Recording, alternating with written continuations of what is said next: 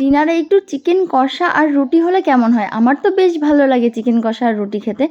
আজকে ডিনারটা তৈরির দায়িত্ব পড়েছিল আমার ওপর, কজ মা একটু বাইরে গেছিলো। তো আমি আর নিজের হাতে চিকেন কারিটা খেতে আমার পার্সোনালি খুবই ভালো লাগে, কারণ আমি চিকেনটা খুবই সুন্দর রান্না করি। এটা আমি নিজেকে নিজেই প্যাম্পার করছি, কজ আমি সত্যিই খুব ভালো রান্না করি। আর এখানে একটু রান্নার মাঝখানে চিকেন তুলে নিয়েছি খাওয়ার জন্য।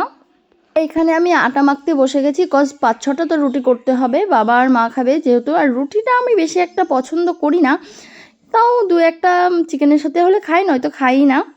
আর আটা মাখার সময় আমার পাশে এসে আমার ঠাম্মা আর ভাই এসে বসলো। আর ঠাম্মায় দেখে তো পুরো শকড, বলছে কি ক্যামেরা অন করে কি করছিস, সেটা তুই রান্না করার সময় আবার কেউ ভিডিও করে নাকি? তারপর ঠাম্মার মুখে এই সমস্ত ডিমোটিভেশনের কথাবার্তা শুনে আমার তো একটু ভালো লাগছিল না। তারপরে কোনো রকম ঠাম্মাকে বুঝিয়ে বাঝিয়ে বাড়ি পাঠালাম। তারপরে দেন আমি আবার নিজের মতন রান্নাটাও কমপ্লিট করে নিলাম। দেন একটুখানি খাবার সময় ভিডিওটাও করে নিলাম। আর এটাই ছিল আজকে রাতের মেনু আমাদের ডিনারের।